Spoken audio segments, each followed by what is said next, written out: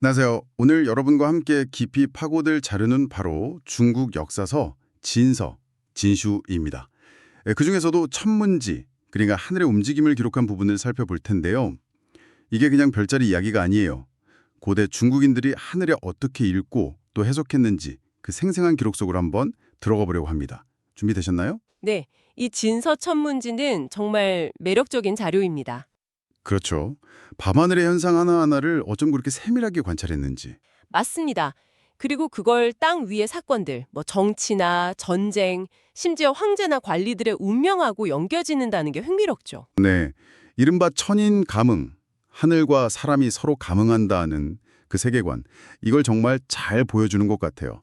마치 하늘과 땅이 뭔가 거대한 암호로 대화하는 듯한 느낌이랄까요? 정확합니다. 그런 세계관이 바탕에 깔려 있는 거죠. 그래서 이번 탐구 목표는 명확합니다.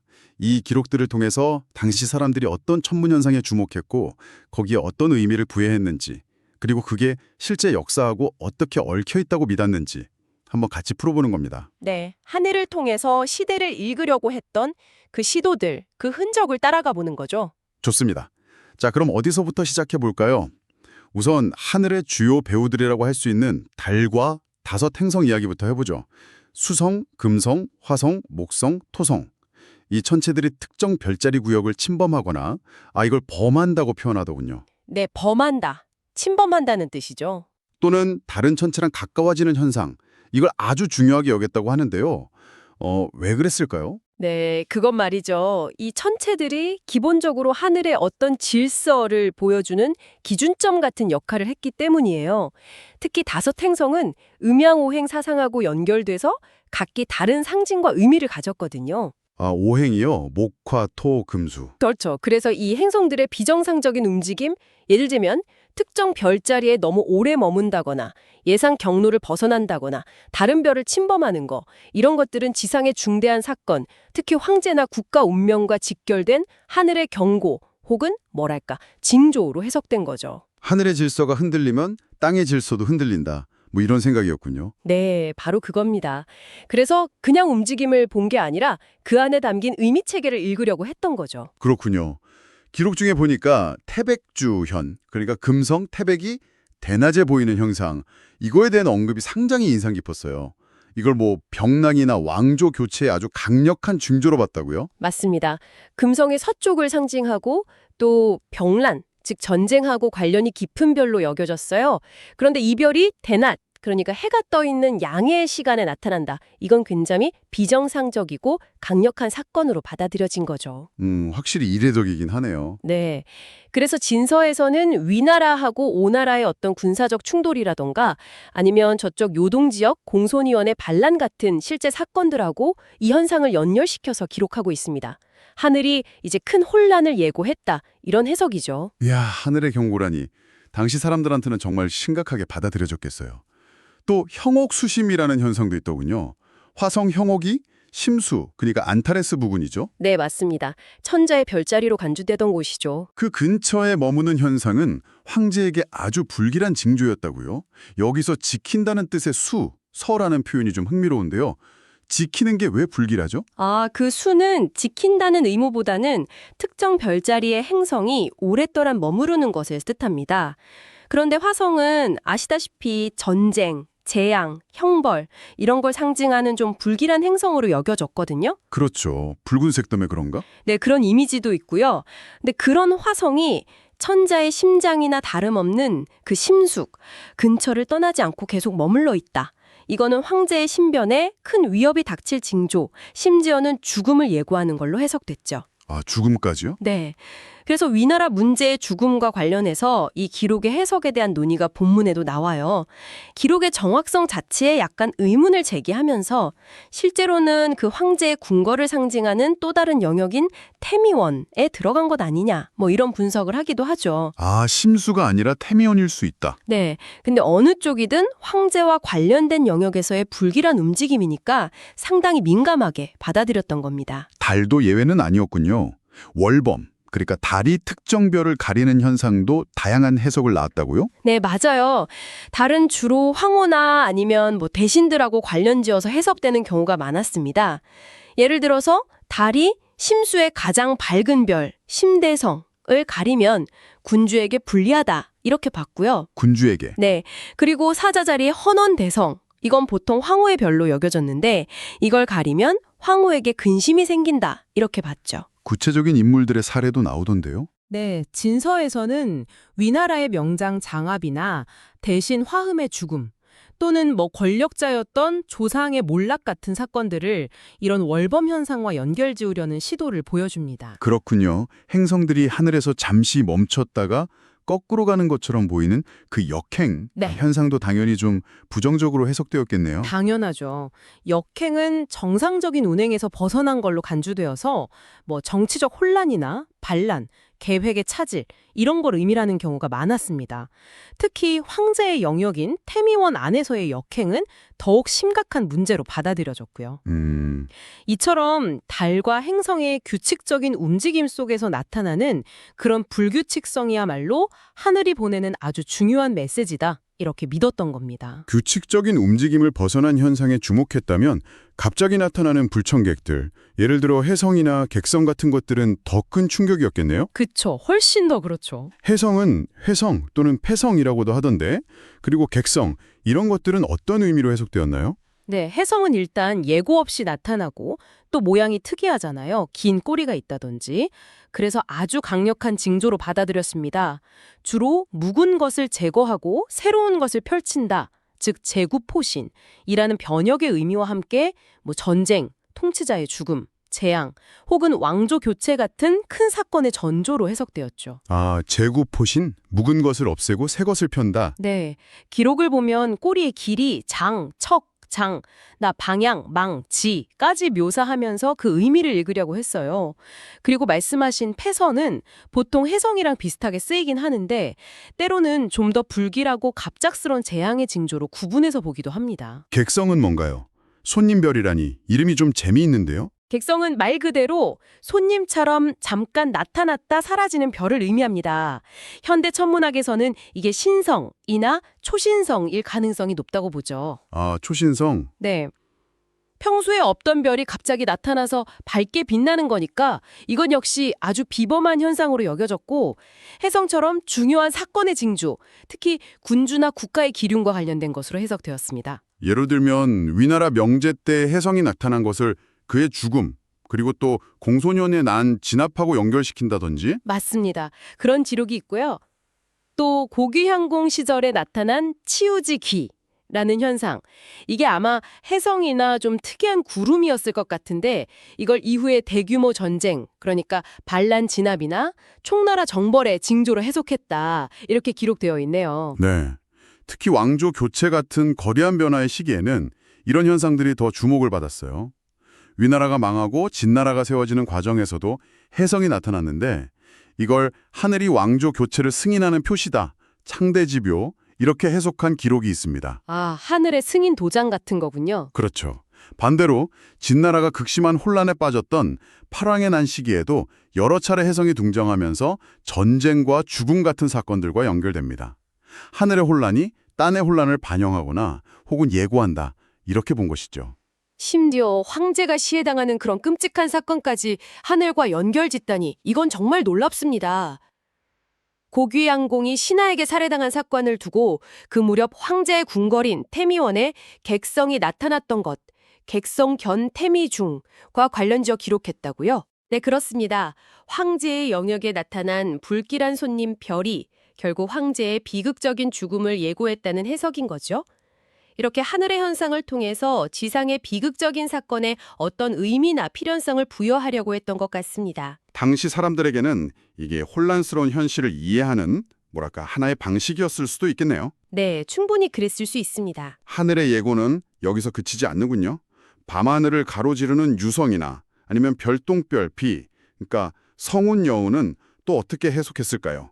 기록을 보면 항아리만한 크기, 대루옹이었다거나 천둥 같은 소리, 요생 루레를 냈다는 등 아주 극적인 묘사들도 있던데요. 네, 유성은 갑자기 나타났다가 빠르게 사라지잖아요. 그래서 긴급한 소식이나 갑작스러운 사건 혹은 귀한 사신의 이동 같은 걸 나타내는 징조로 여겨졌습니다. 특히 크기가 크거나 밝거나 소리를 내는 유성은 더 중요한 의미를 지닌다고 봤죠. 소리까지 났다고요? 네, 그렇게 기록되어 있어요.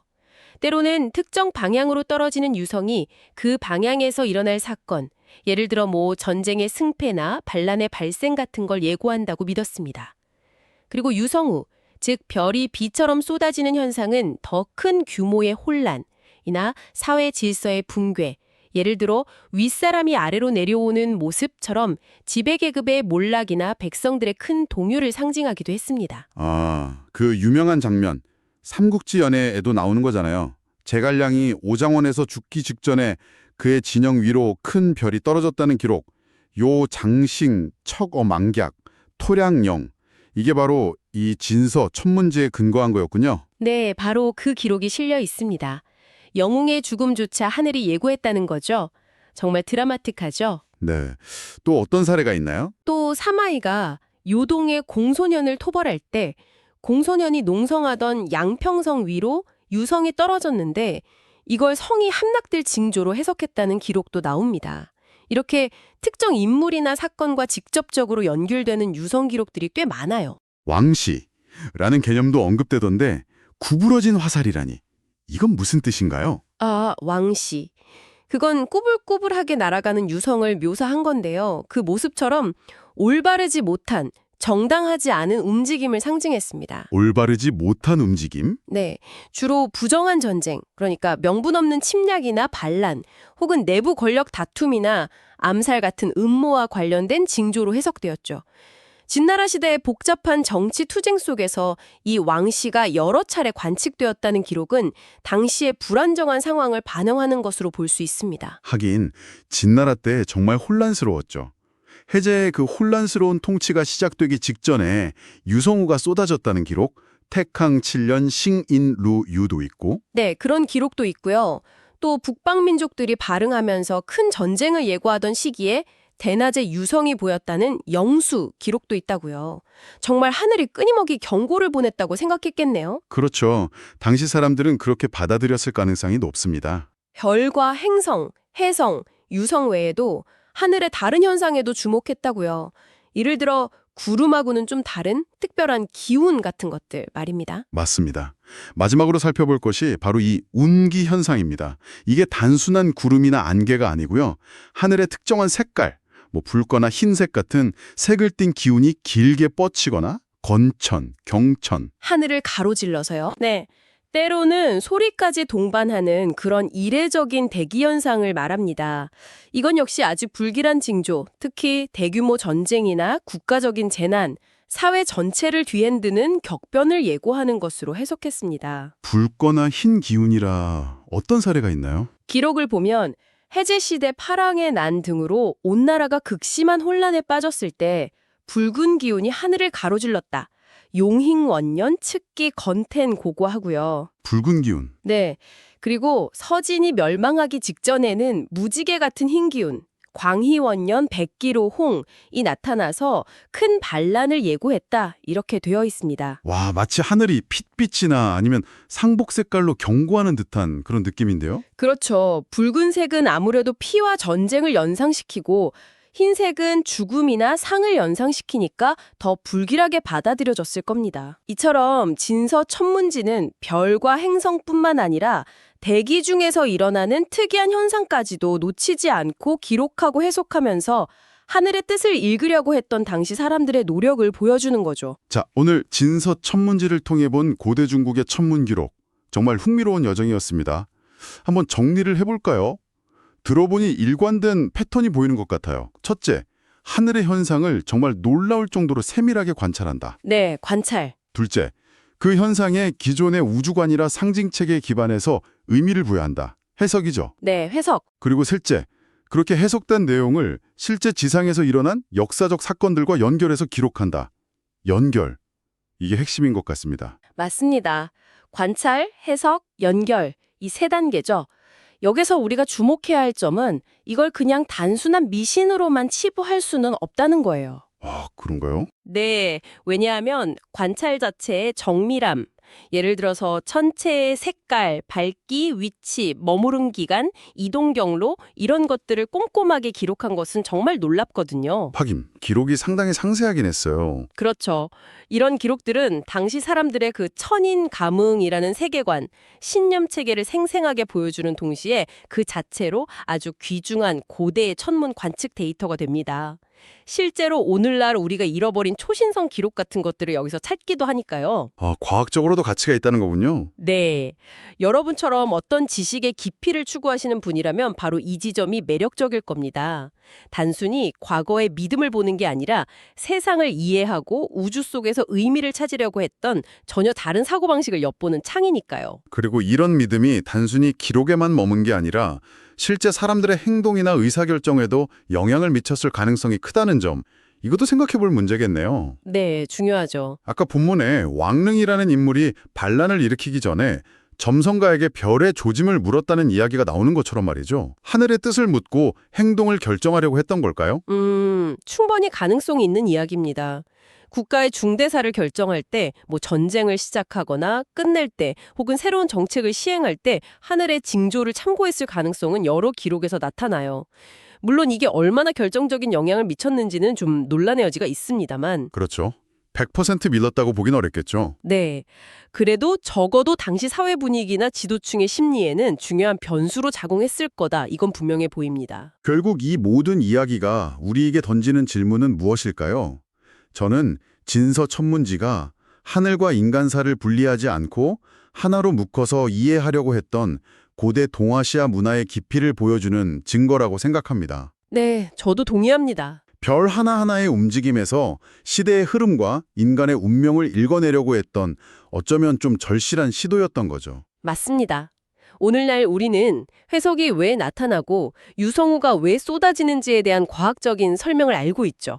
하지만 불확실하고 때로는 혼란스러운 세상을 마주했을 때 그 안에서 어떤 패턴을 찾고 의미를 부여하려는 인간의 근본적인 욕구는 과거나 지금이나 크게 다르지 않을지도 모릅니다. 패턴을 찾고 의미를 부여하려는 욕구요. 네. 어쩌면 진서의 이 꼼꼼한 기록들은 바로 그런 인간적인 필요에서 탄생했고 또 역설적이게도 그 덕분에 귀중한 천문 관측 기록이 오늘날까지 전해지게 된 것일 수도 있고요. 그러네요. 피로가 기록을 낳은 셈이군요. 그렇죠. 그렇다면 한번 자문해 볼까요? 오늘날 우리는 급변하는 세상을 이해하기 위해 꼭 하늘의 별이 아니더라도 어떤 패턴을 찾고 거기에 어떤 의미를 부여하며 살아가고 있을까요? 여러분 각자의 답을 찾아보는 것도 흥미로운 탐구가 될 것 같습니다. 네, 정말 생각해 볼 만한 질문이네요. 오늘 저희와 함께한 이 깊은 탐구가 여러분의 지적 호기심을 자극하는 즐거운 시간이 되었기를 바랍니다. 진서 천문제에는 저희가 오늘 다룬 것보다 훨씬 더 많은 이야기가 담겨 있으니 관심이 생기셨다면 직접 더 깊이 탐구해 보시는 것도 좋겠습니다.